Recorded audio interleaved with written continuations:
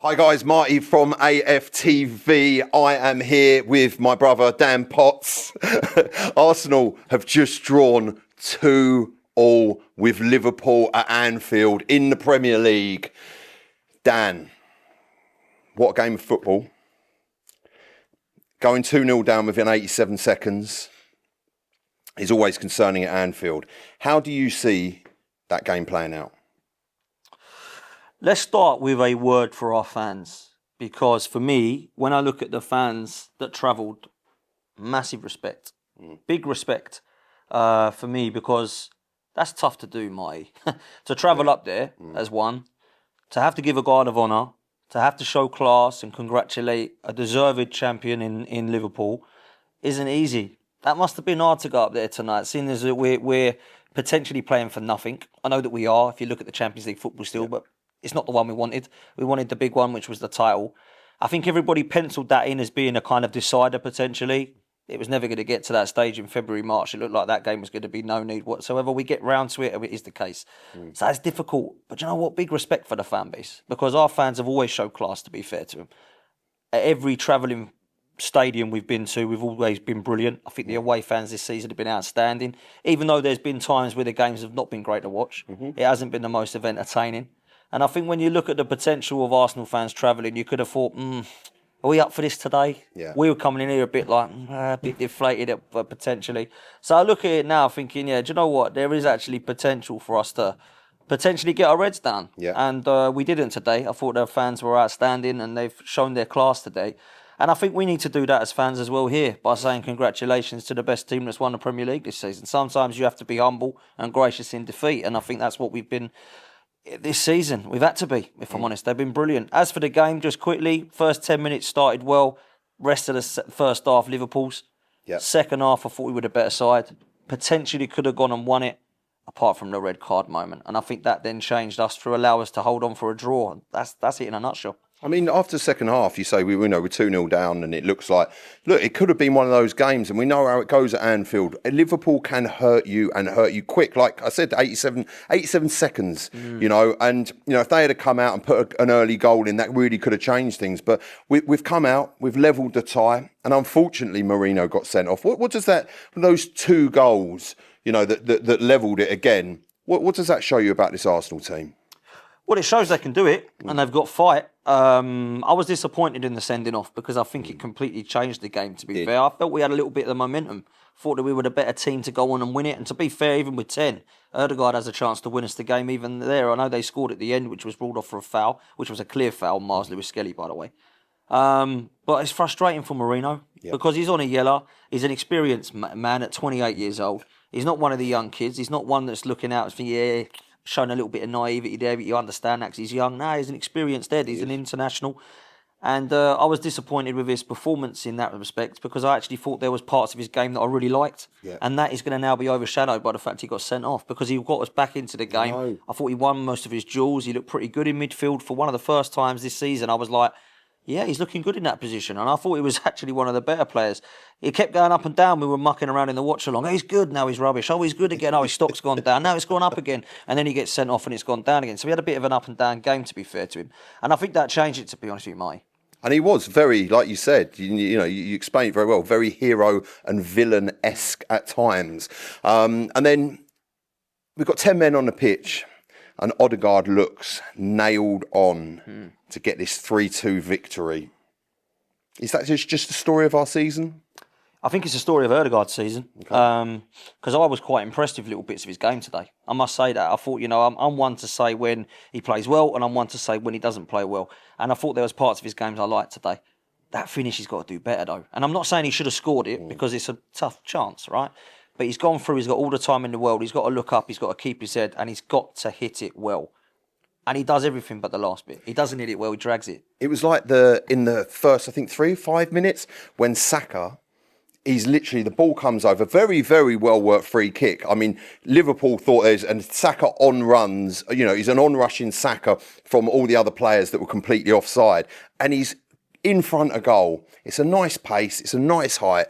And you just want him to bury that, don't you? You do, and look, it's his moment. It's his moment to show that he can get us across the line. It's his moment to show that this is the time where he's actually got us to a stage where you can go, that's where your captain leader comes in. And unfortunately for him, I'm not going to say his technical ability let him down, but he's got to do better with that. He's dragged it, and I think, look, he's got to do well to put it in. It's not a sitter. It's not like, has he not scored that? Yeah. I think he's got to put it on better. target. He's got to work Alisson at least. Yeah. And that was the frustrating part. But some of his passing tonight was actually a lot better. In terms of his vision, through balls, he was actually threading the ball through to Martinelli a couple of times. And I haven't seen him do that for months, if I'm honest with you, bruv. So I think his performance tonight was a lot better and more improved. You know, Lee went one further and said he thought he was really good. I'm not sure he was really good. I think he was one of the better players going forward.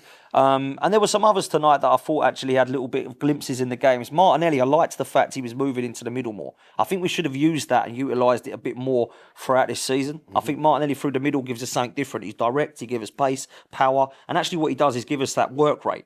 So he presses, but he also makes openings for us. And you could see there was a clip I saw earlier where we're on the ball and his movement, he's going mad. Look, I'm through. We've got to see that and work that a bit better. And I think him and Trossard just working the Liverpool defence a bit more, interchanging, making it a bit more confusing for him. I was a big fan of that because I think that's what's needed more. And I think perhaps we could have done that a bit more throughout this season. Saka's got to do better with his chance in the first half because that was a brilliant free kick from Ødegaard, funny enough. And then you look at the scenario in you know, Partey and Trossard getting in each other's way. You know, that could have been 2-0 to us. I know. You speak about Liverpool putting 2 in 87 seconds. We could have had 2 in that number of time. It could be 2-0 up. We're talking about this as loud. I didn't expect this. We've turned up. So we've got to be more clinical. And that's what we've got to look at next season. If we are bringing these players in, whether it be a forward, wide player up top, if we get both brilliant attacking midfielder, whoever we bring in, they've got to be clinical in front of goal because we have not been this season. I mean, that bit you talk about with Trossard and Partey, that's for me down to basics. It's calling for the ball, putting a name on it, and then smashing it in the back of the net. I think it's in ways as simple as that. There's two points I want to wrap up on with you, Dan. And those 2 points, the first one being the transfer business, okay? It looks like we've got Zubimendi in. And what do you want to see going forward, and you know, the speed and what does that look like for you essentially? I think people have got to be realistic about this summer. Okay. People always say it to me, you're not playing Football Manager, you're not playing FIFA. The problem is Arsenal have left us in a scenario where we actually do need to start playing a bit of that now. Because we're not going to need 2 or 3 players here. We're going to need probably double that, right? So this summer we've got to be realistic with our targets. I don't mind some of the squad players coming in that I'm not potentially heard of. Because Andrea Berta, I do trust him from past. If I didn't know much about him, or if it was Edu still, I'd be like, no more project players, no more squad. We've got to bring in these players that are going to start or give competition. If those players are coming in, they might actually give some competition, but we just don't know it yet, right? Because they might have seen something. And what I mean by that are the positions in defence and goalkeeper that are clearly going to be backup players, right? The ones that come in for the start have to be ready to hit the ground running. Yeah. And I want what you've said, quick. Business done quick. And I like the fact Zubimendi's coming now. I see people moaning about it because he's not a striker. I get that. I'm frustrated. He could well be, mate. Well, could be a left back for us. Can he play left back? Because we need left backs. Let's stick him up number 9. We had 5 on there tonight, one stage. I've got to be honest with you, I like Zubimendi. I think he's a good player. Is he better than Partey? Is he better than Rice? I don't know yet. I've got to be honest, I haven't looked at them in the same way that I have Partey and Rice. I don't watch Sociedad and La Liga like I do the Premier League. So I think Partey's going to be a big question mark about what he does. So I want that future sorted out. I need the futures of Gabriel, Saliba, Saka and Martinelli sorted ASAP. That's part of the transfer business. People think that's not that. They are like that. That is massively important priority. And then you look at who we're bringing in. Everybody wants a striker. We can talk about Isak or Gyökeres or Sesko or whatever the hell it is. I want Gyökeres. Isak, I think he's unobtainable. Yep. So for me, Gyökeres needs to be done. Now, this is the good thing about it. Release clause for Zubimendi's been released pretty quickly. We can do the same with Victor Gyökeres.